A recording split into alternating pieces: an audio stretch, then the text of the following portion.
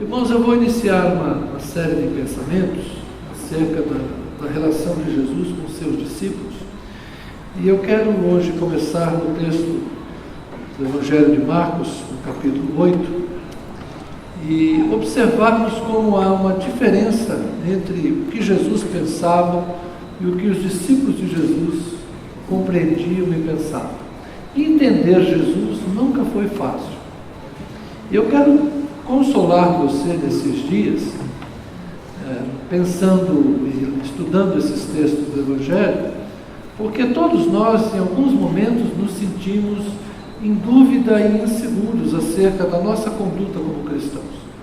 É muito comum, recorrente, que nós perguntemos se estamos fazendo a coisa certa, se estamos entendendo o que é o Evangelho, se é isso mesmo que Deus espera de nós. Como diz Paulo aos Romanos, a gente experimentar a boa, perfeita e agradável vontade de Deus exige de nós uma transformação da nossa mente. Transformai-vos pela renovação do vosso entendimento, pela nova maneira de ver as coisas, para que vocês experimentem a boa, perfeita e agradável vontade de Deus. Então, esse processo da transformação, e aí em Romanos 12 é a palavra grega metamorfose, que a gente estudou lá em biologia. Essa metamorfose, essa mudança de mentalidade, ela é processual. Não foi no dia que a gente disse: Jesus, eu te recebo como meu Senhor e meu Salvador, e aí, num passe de mágica, a nossa mente assimilou a mente de Cristo, e os nossos pensamentos foram todos eles alinhados com o Evangelho de Jesus Cristo. Na verdade, Jesus é uma pessoa tão profunda e tão diferente que entender Jesus não foi fácil nem para os discípulos que estavam com ele. E observando estes textos, talvez nós tenhamos algumas percepções de onde nós precisamos acelerar um pouco esse processo e nos alinharmos com o pensamento de Jesus. O Evangelho de Jesus Cristo, segundo Marcos, no capítulo 8, a partir do verso 1.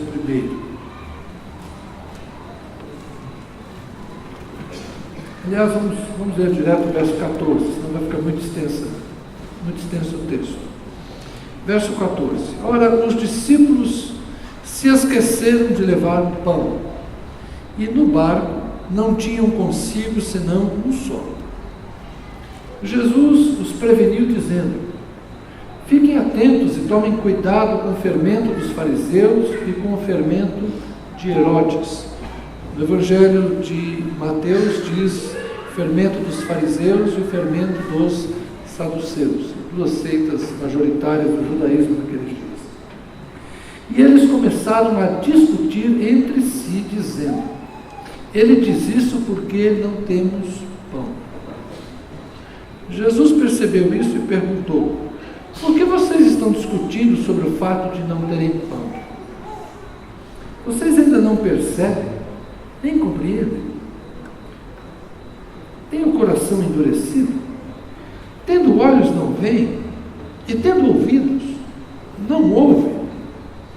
Não se lembram de que quando parti 5 pães para 5.000 homens, quantos cestos cheios de pedaços vocês recolheram?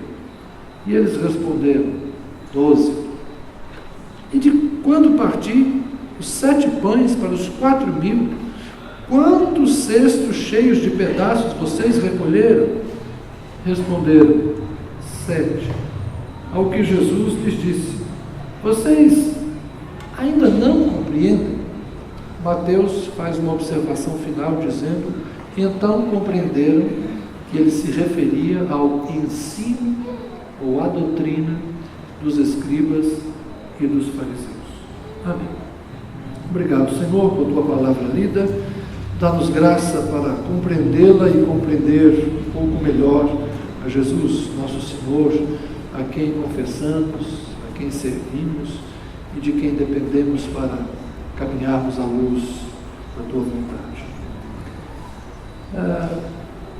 Compreender Jesus é difícil.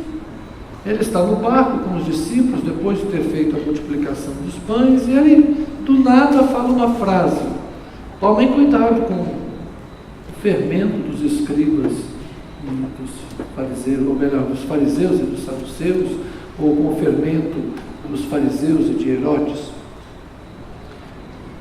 Os discípulos começaram a perguntar: tomem cuidado com o fermento, o que está acontecendo? O que ele quis dizer? Sempre tem alguém que tem uma ideia brilhante. Eu acho que eu entendi. É porque a gente não trouxe pão.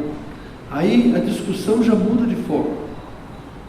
Não é o que Jesus disse, mas é aquilo que nós imaginamos que Jesus está querendo dizer. Acho que é porque nós não trouxemos pão. Quem pegou o pão? Gente, como é que a gente pode esquecer? De novo. E agora estamos sem pão outra vez. Como é que vai ser? O assunto muda. A palavra de Jesus deixa de ser importante e o assunto se torna a falta de pão. Jesus percebe que a conversa estava atravessada e diz assim: ei, vocês não entendem o que eu falo? Por que vocês acham que eu estou falando de pão? Vocês acham que eu me preocupo com pão?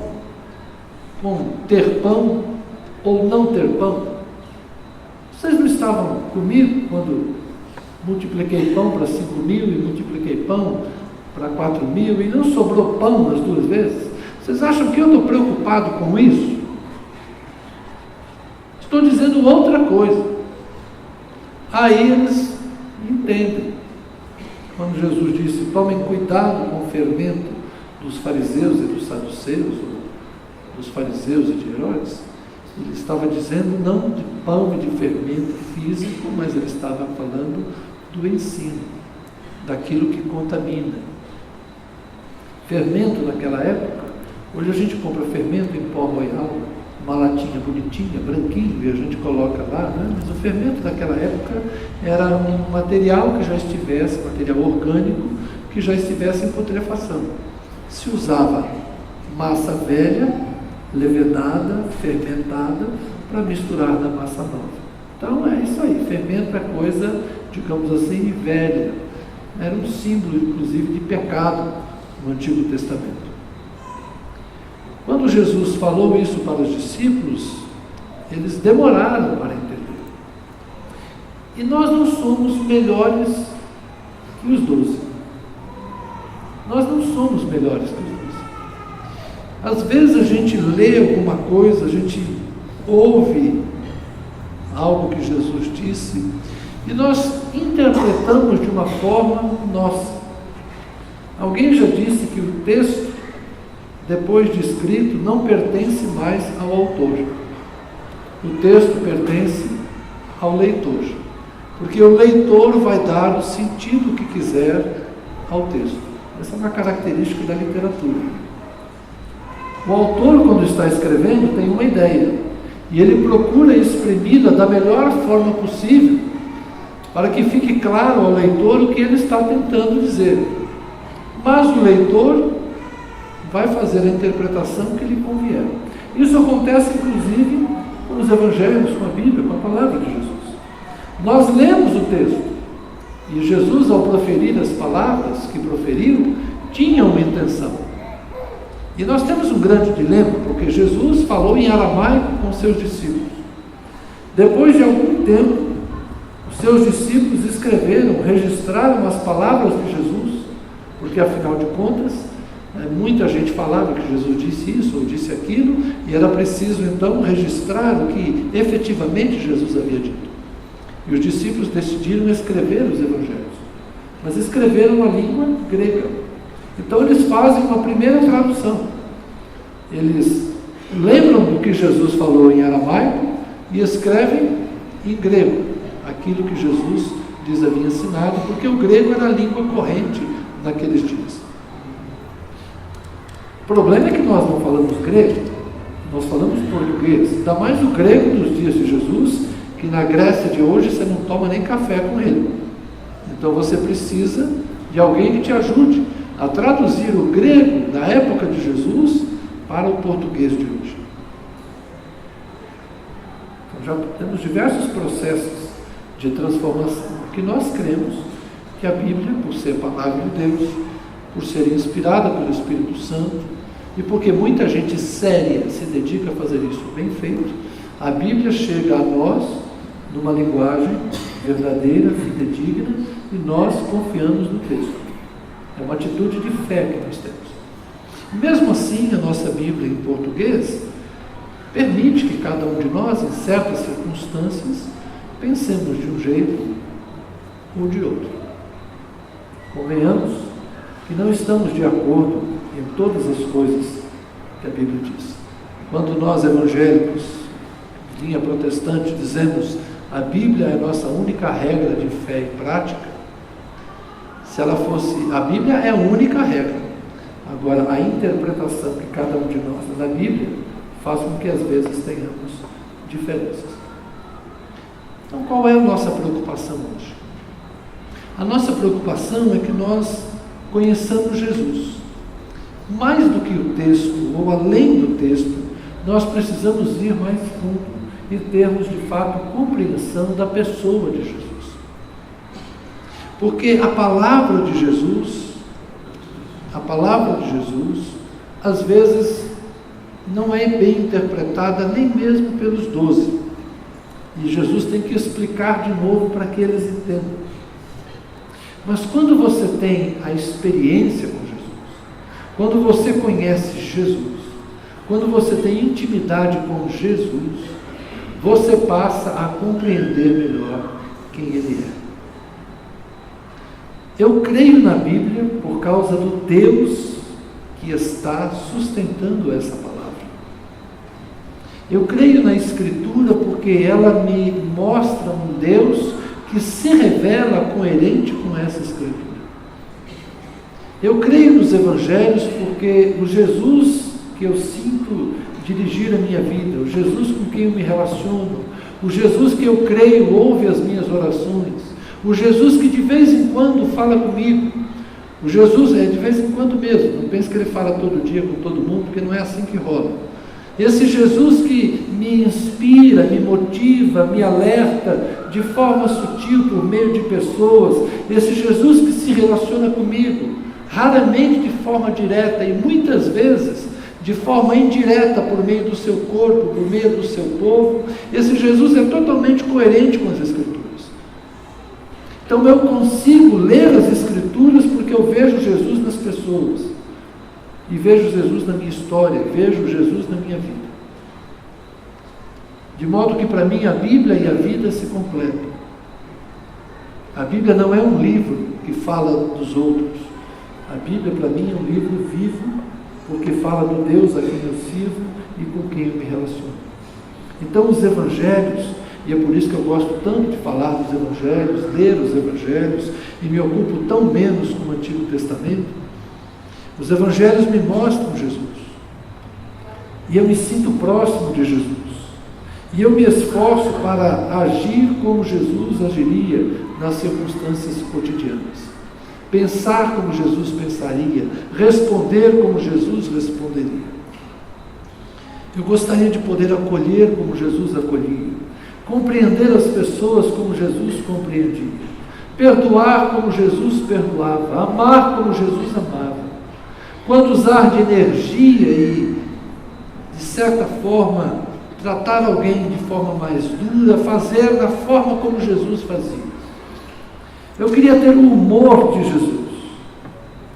Porque de vez em quando eu digo a vocês que Jesus é uma pessoa que tinha certo humor, mas também ter a mesma firmeza de Jesus. Eu queria ter a mesma capacidade de compaixão de Jesus. Enfim, eu gostaria muito de ficar cada vez mais parecido com Jesus. Mas pensar como Jesus pensa, compreender Jesus, é um exercício cotidiano. E é isso que eu vou tentar fazer nos próximos dias com vocês.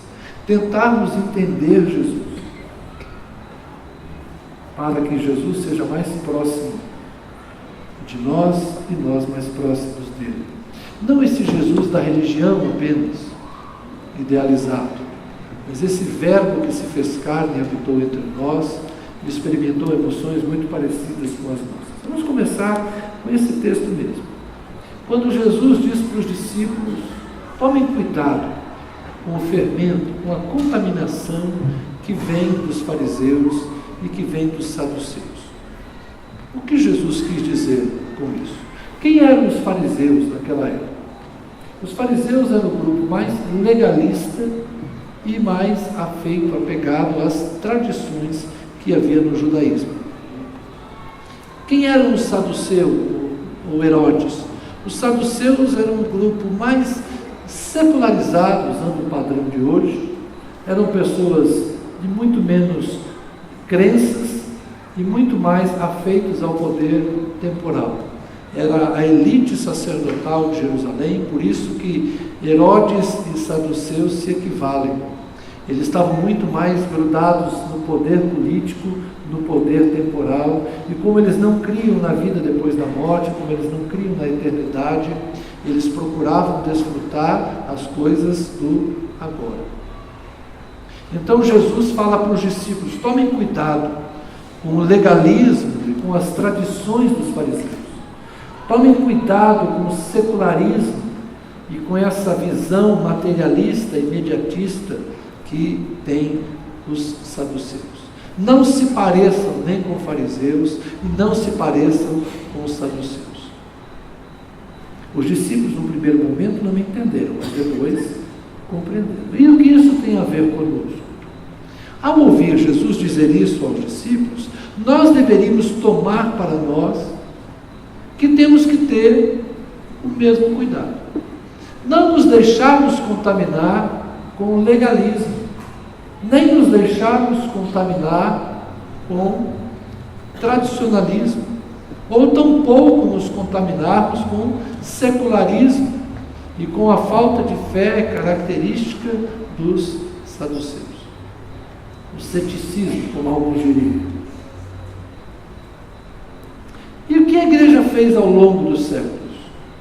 Nos esquecemos desse conselho de Jesus. E não é que em alguns momentos da história a igreja se tornou extremamente agarrada a legalismos e tradições? Quantas coisas nós fazemos por tradição? Por que fazemos? Porque sempre foi assim. E por que foi assim? Não sei. Quando eu cheguei aqui, já era desse jeito. Então, eu não mexo com tradição. Vamos manter a nossa tradição. E aí nós passamos a dar mais valor à tradição do que às pessoas. Ou então o legalismo. O que é legalismo? Legalismo era aquela coisa típica dos fariseus, do rigor excessivo na guarda do sábado, do rigor das alimentações, dos rituais, lava a mão, faz isso, faz aquilo, e graças a Deus a gente não tem isso, né? Quantas vezes nós não somos surpreendidos pelos nossos legalismos, as coisas que Deus não proíbe, mas nós proibimos. Aquilo que a Bíblia nem menciona, mas nós dizemos que não se deve fazer. Eu trabalho muito dando aula, né? Ultimamente tenho dado bastante aula. E aí os alunos vivem me perguntando, mas eu gosto também de fazer provocações. Algumas coisas são proibidas hoje. Esses dias eu estava provocando alguns deles. Falei, então, fazer tatuagem. Tatuagem não. Né? Um dia eu falei sobre isso aqui, tem gente que fica preocupado com esse negócio, né? Que os filhos querem fazer e os pais não querem que eles façam. Falei, mas você lembra do tempo que televisão era proibida? Em algumas igrejas televisão era proibida. Na Deus é Amor, gente. Quem tinha televisão era naquele guarda-roupa, capelinha, dentro do armário, naquelas portas no meio. Aí quando não tinha ninguém em casa, ele ia lá, abria a porta do guarda-roupa e assistia a televisão. Os crentes chegaram para orar na casa, esconde a televisão. Né? A televisão era do diabo. Hoje, qual de nós diz isso aí, que a televisão é do diabo? E quantas pessoas estão pregando o evangelho na televisão? Legalismo. Futebol já foi do diabo. Principalmente o futebol no domingo, que era o dia do Senhor. Né? Dia do Senhor, jogar futebol, nem pensar. Muitos aqui na infância sabem, na juventude, No domingo, dia do Senhor, é de manhã na escola dominical, de tarde no evangelismo, de noite no culto. E era assim que essa igreja foi fundada por gente que pensava assim. E ela é o que é hoje, porque os nossos irmãos foram assim no passado. De manhã, consagração, escola dominical, evangelismo à tarde e culto à noite. E ai de quem fizesse outra coisa no domingo, porque domingo era o dia do Senhor. Mas honestamente falando, hoje a gente sabe que isso era uma forma de legalismo. Porque hoje nós não aguentamos mais fazer isso. Né? Os que vêm domingo de manhã na igreja, muito obrigado pela turma fiel da escola dominical, né? Mas eles falam, não, pastor, eu venho de manhã, mas de tarde não, de tarde eu preciso descansar. De tarde é o dia do Senhor falar comigo em sonhos. Né? Eu mesmo sou poderosamente visitado nas tardes de domingo em sonhos. Né? Então é assim que funciona. A gente não faz evangelismo de domingo à tarde. Por quê? Não tem ninguém na rua para ser evangelizado, e por isso que os crentes também não estão com vontade de fazer isso. Mas era uma regra no passado. Então nós já fomos guiados por certas coisas com boas intenções. Mas o legalismo entrou na igreja. Muita proibição, que não precisava ser proibida, muita regra, que era regra de homem, coisa típica de fariseu. E é possível que, tendo Jesus chegado no começo do século XX e visto como nós nos comportávamos, ele dissesse assim: tomem cuidado com o fermento dos fariseus. Quando ele visse aquele monte de regras para as mulheres: não cortem o cabelo, não use calça comprida, não pinte suas unhas, não use brinco, não tenha joias. Homens, paletó e gravata. E o paletó, pasmem, é uma regra absurda, mas o paletó não podia ser aberto atrás, tinha que ser fechado. Eu nunca entendi por que isso. Sério, não é qualquer paletó que você tinha que usar, tinha que ser um paletó fechado. Homem não pode ter barba, bigode pode, barba não, barba é vaidade. Irmãos, talvez Jesus chegasse no meio do século XX, numa igreja como essa, dissesse: eu queria sugerir a vocês que tomem cuidado com o fermento dos fariseus, porque Deus aceita os barbudos e barbados, Deus aceita as mulheres de cabelo curto, Deus aceita as mulheres que usam adereços, Deus aceita as pessoas como elas são. Nós às vezes colocamos para fora gente que Jesus queria pôr para dentro. Tem gente que foi excluída porque cortou a ponta do cabelo, gente. Tem gente que foi excluída porque tinha que trabalhar de calça comprida e era uniforme, e foi excluída da igreja. Tem jovem que foi excluído porque jogou futebol. Isso aconteceu. Não estou inventando. Isso tem a ver com o quê? Fermento de fariseus que esteve na igreja. Agora, a geração passada tinha o legalismo deles. E nós temos os nossos legalismos de hoje. A geração passada tinha as tradições deles. E nós temos as nossas tradições de hoje. O problema é que a gente nunca vê a nossa tradição como tradição. A gente nunca vê o nosso legalismo como legalismo. Nós achamos que o nosso legalismo é santidade. E a nossa tradição é história, é valor, é princípio, é algo que é do Evangelho e algo que não muda. Porque a gente se comporta de vez em quando como fariseu ou como saduceu. O apego às vezes ao mundo de hoje, eu diria que hoje nós temos muito mais de saduceu do que de fariseu. Nós estamos nos tornando, com o passar dos anos, muito parecidos com os saduceus. Nós duvidamos de muita coisa. Nós não acreditamos mais em muita coisa. Nós deixamos de viver em função do céu e passamos a viver em função da terra. Isso tem a ver com o gosto do Herodes. A igreja ultimamente está muito aproximada do poder político. A igreja está encantada, está deslumbrada. Nós agora temos ministros evangélicos, nós temos prefeitos evangélicos, nós temos um presidente casado com uma evangélica e parece que ele está mais do nosso lado do que do lado de lá. E aí o pessoal está deslumbrado com esse negócio. Olha o fermentinho do Herodes aí. A gente achando que estamos chegando no poder, como se isso fosse benefício. Não é. Isso é fermento. Isso faz mal para a igreja. Isso contamina, isso envenena. Não misture os dois reinos. Não confunda poder temporal com poder celestial. Não pense que é bom para a igreja, porque não é. Não fique deslumbrado. Não fique deslumbrado. É fermento. A gente tem que ter cuidado. Mantermos-nos na nossa posição, mantermos no nosso ponto de equilíbrio no reino de Deus. A igreja tem que ser profética. A igreja tem que estar no mundo, mas ao mesmo tempo não ser do mundo.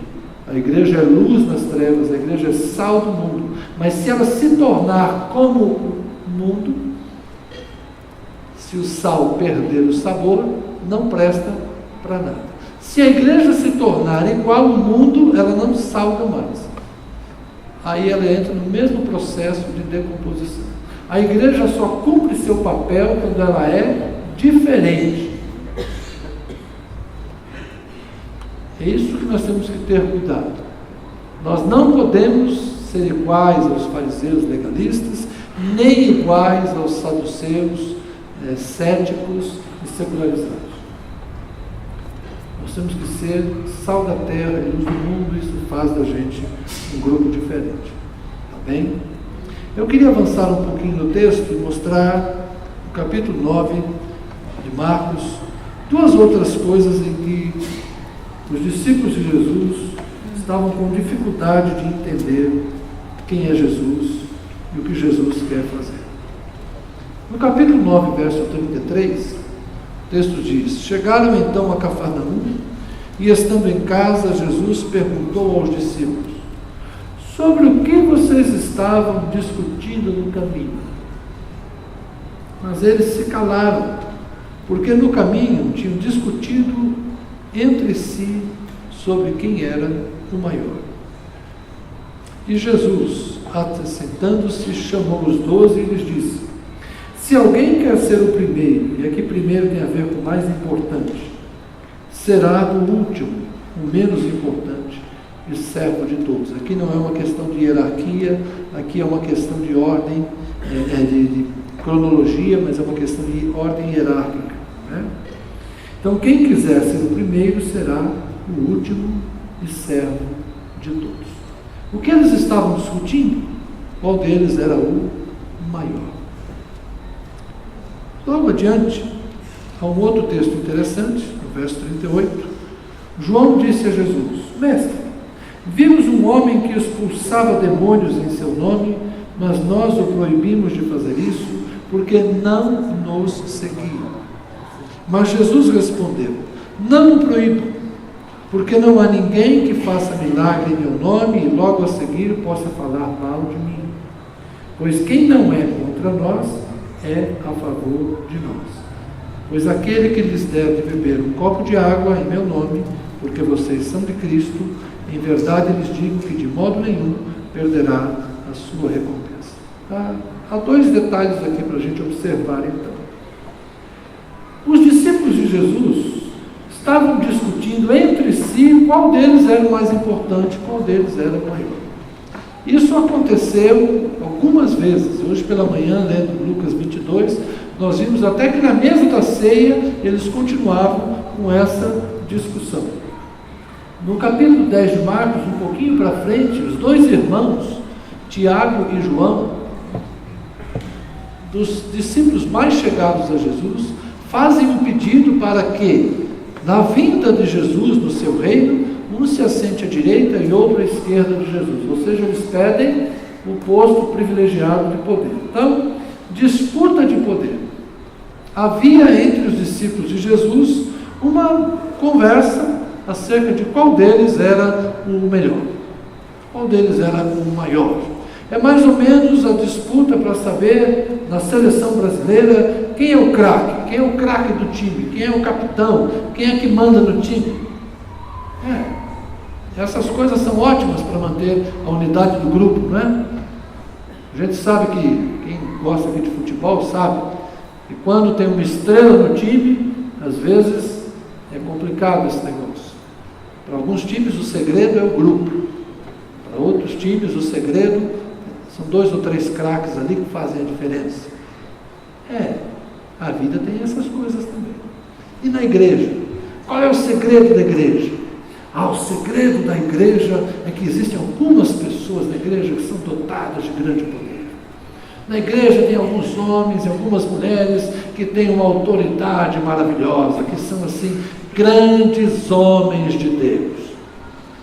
Uma grande mulher de Deus. Então nós fazemos uma grande campanha, fazemos um grande evento, chamamos aquele cantor, ou então aquele pregador, aquele milagreiro, e isso aí é o segredo da igreja. Quantas igrejas hoje não vivem em função disso? Esta semana teremos conosco fulano de tal. Semana que vem teremos conosco Beltrano. Uma grande cruzada, um grande movimento, um grande culto. Como assim? Eu sei que vocês não estão acostumados com isso, né? E alguns de vocês talvez nem saibam que isso existe por aí. Mas existe. Existem espetáculos gospel. Essa semana circulou um videozinho, chegou para mim e deve ter chegado para vocês também. O pastor Oswaldo, lá de Irajá, né? Que vingadores que nada, o pastor Oswaldo, lá de Irajá, ele fazia assim um sinal e o cara caía, ele mandava o cara girar e o cara girava. Quem viu o videozinho do pastor Oswaldo de Irajá, levanta a mão aí. Pô, nem compartilharam com os outros, vocês são malvados, né? Então essas manifestações de poder e tal, agora vocês estão curiosos, vão procurar, vocês vão achar, né? Eu imagino que é um cara que sabe hipnotizar com um cara que é facilmente sugestionável e uma igreja de ingênuos que não sabe a diferença de um espetáculo de circo, um espetáculo do Faustão, nas tardes de domingo, para um culto evangélico, pensando que aquilo é poder de Deus. E as pessoas vão e aplaudem por ver coisas que não fazem o menor sentido.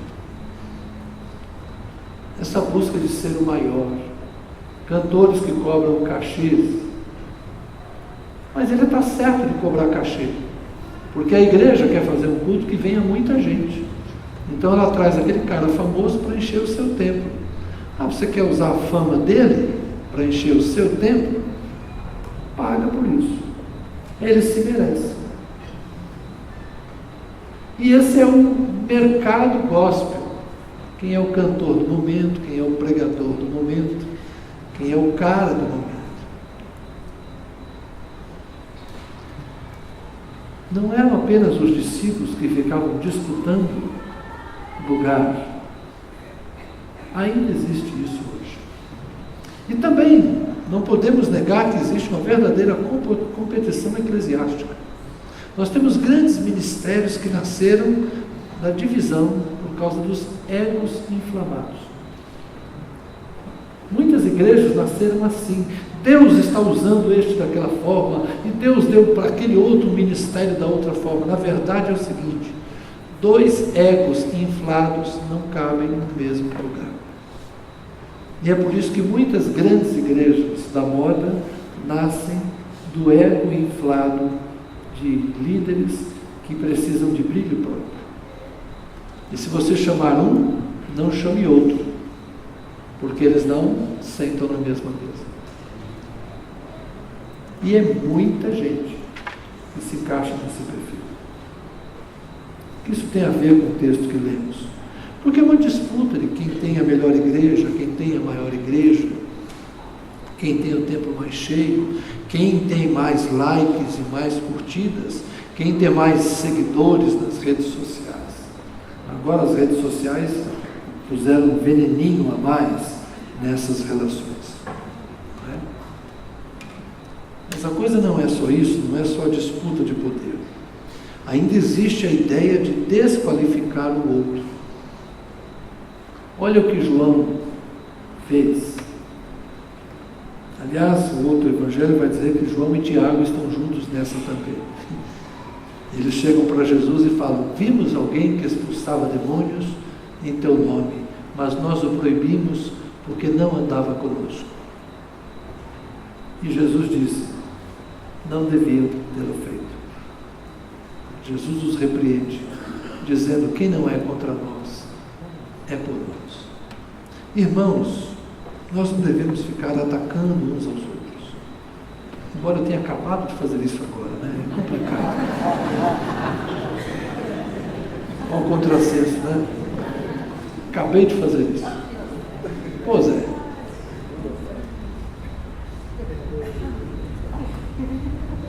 Acabei de fazer, né? Complicado. Por isso que eu falo, ser igual a Jesus é muito difícil. Estou tentando. Mas não é que a gente condena muita gente que está fazendo a obra de Deus só porque não faz do nosso jeito. Só porque não prega a doutrina que a gente prega, porque não batiza do jeito que a gente batiza, porque não celebra a ceia do jeito que a gente celebra. A gente desqualifica muitas vezes a obra de Deus, a igreja de Cristo, só porque ela é uma outra expressão do corpo de Cristo.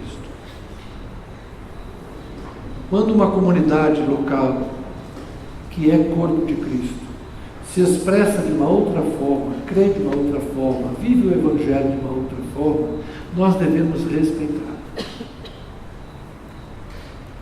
Hoje nós temos muito trânsito religioso, gente mudando de uma igreja para outra.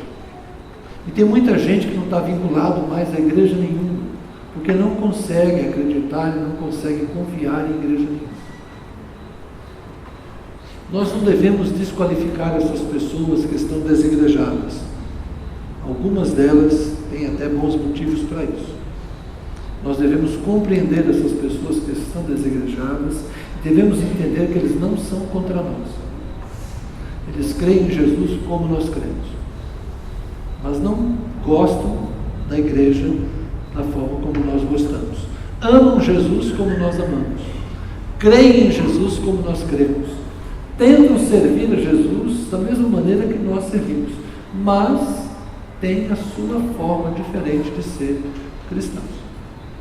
E nós temos que entender que todo cristão em quem habita o Espírito Santo é corpo de Cristo.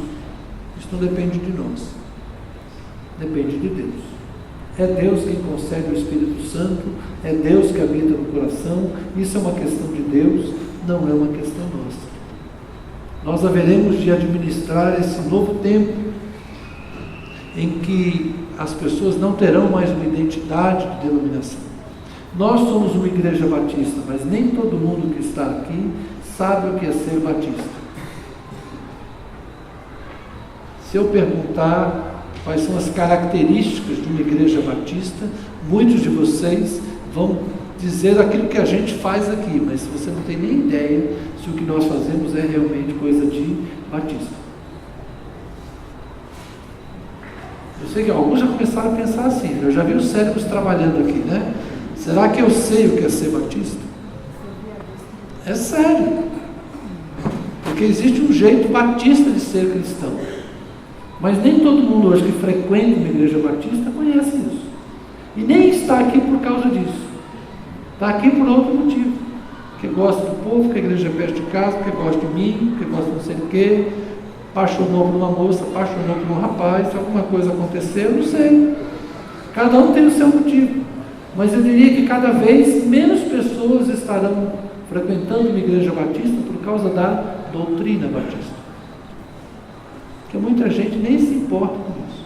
E se eu falar que domingo que vem, na escola dominical, nós teremos uma classe sobre os fundamentos batistas para que você aprenda a ser um bom batista, é possível que eu fique aí com uns 3 ou 4. Os mesmos 3 ou 4 sempre. que até sabem do que eu vou falar. E são aqueles que nem precisavam ouvir, mas eles estão lá porque eles vão me dar apoio. Só não ficar sozinho, pastor, a gente está aqui para te ajudar. É sério. E o mesmo vale para a Assembleia de Deus, o mesmo vale para os presbiterianos, para os metodistas, para os congregacionais, para os luteranos. A identidade denominacional não existe mais. Isso está na cabeça dos pastores, que tem o clero, que tem uma lealdade denominacional. Isso é uma coisa nossa, dos pastores. Nós ainda preservamos isso. Mas o povo, muita gente, não está se importando com isso. O que eles querem é Jesus e este crucificado. E honestamente falando, vocês estão certos. É isso que importa. Porque antes de ser batistas, vocês têm que conhecer Jesus. Antes de conhecer a história da Igreja Batista e as tradições dos batistas, vocês têm que conhecer Jesus. Porque a Igreja Batista não salva, mas Jesus Cristo salva. E que nós temos que ficar parecidos com Jesus. Então toda a nossa tradição batista é boa para nós, que somos batistas por convicção. Mas elas não são essenciais nesse mundo de hoje. Muita gente só quer ser um bom cristão. Então nós não devemos ficar desqualificando as outras igrejas. Cada um serve a Deus do jeito que deseja servir. Provável que se Jesus viesse hoje, talvez Jesus dissesse: vocês brigam tanto por coisas tão pequenas, vocês dão tanto valor às coisas que não fazem diferença. No passado, batistas e presbiterianos tiveram brigas homéricas por causa da quantidade da água do batismo, por causa do jeito de batizar. Calvinistas e arminianos se separavam por detalhes teológicos que são tão menores. Oh, meus irmãos, como essas coisas pequenas são importantes para alguns, e eu creio que para Deus elas nem existem. Tomara que a gente se pareça mais com Jesus e a gente consiga olhar para os homens e para as mulheres sem preconceito, olhar para judeus, samaritanos e gentios sem nenhuma dificuldade de conversar com cada um deles. Que nós possamos caminhar entre cristãos, sejam eles católicos, apostólicos, romanos, ortodoxos, protestantes, evangélicos, neopentecostais, não importa a etiqueta que esteja no colarinho da sua camisa. Ela está lá no colarinho da camisa para ninguém ver mesmo. O importante é Jesus no seu coração. Vamos ter Jesus no coração, Jesus na vida, Jesus nos guiando. Não vamos disputar poder, não vamos disputar quem é mais importante, quem é mais visível, não vamos disputar quem está certo. O importante é que a gente esteja junto. Isso aqui vale a pena. Amém? Espero que de alguma forma eu tenha convidado você a amar o corpo de Cristo, esteja ele onde estiver, a servir a Jesus no lugar que for oportuno e sentir-se em paz, independente da igreja que você hoje professa estar ligado. Vamos ficar em pé. Vamos orar.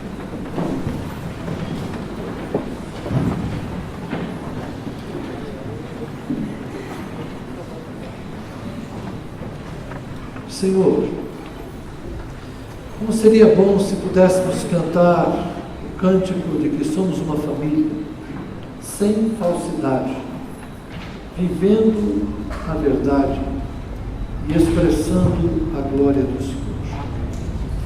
Isso nos bastaria, se pudéssemos ser uma igreja que se sente assim, uma igreja que não pratica a falsidade, que não tem hipocrisia, que não veste nenhuma máscara, nenhuma capa para ocultar algum sentimento ou pensamento que não convém.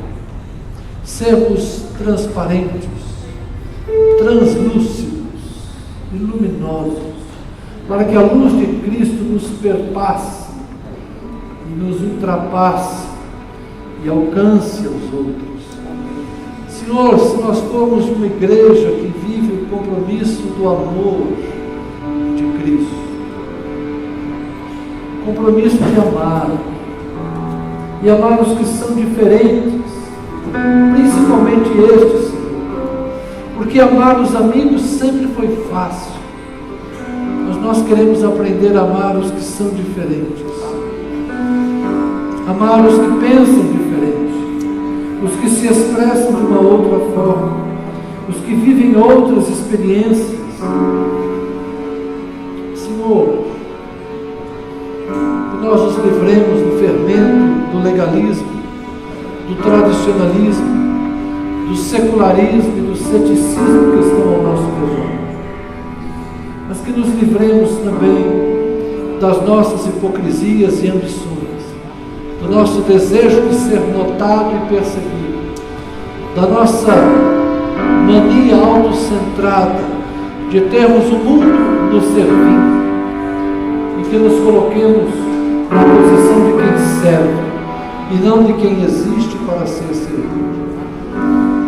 Senhor, que na igreja nenhum de nós se coloque como aquele que domina, aquele que governa, mas como foi o Senhor entre nós, que nós nos ponhamos humildemente ao lado uns dos outros, e que ninguém se julgue dono da verdade, dono do Evangelho, dono do poder de Deus, pois o Senhor concede graça e poder a quem Ele quer. E se alguns fazem a tua obra de outra forma, não andam conosco, glória ao Senhor por eles, porque eles fazem aquilo que nós não fazemos e alcançam pessoas que nós não alcançamos. Eles falam a pessoas que nós não falamos. Por isso, Senhor, nós te agradecemos, que eles sejam fiéis na vocação que têm e que nós sejamos fiéis na nossa vocação. A glória do Senhor.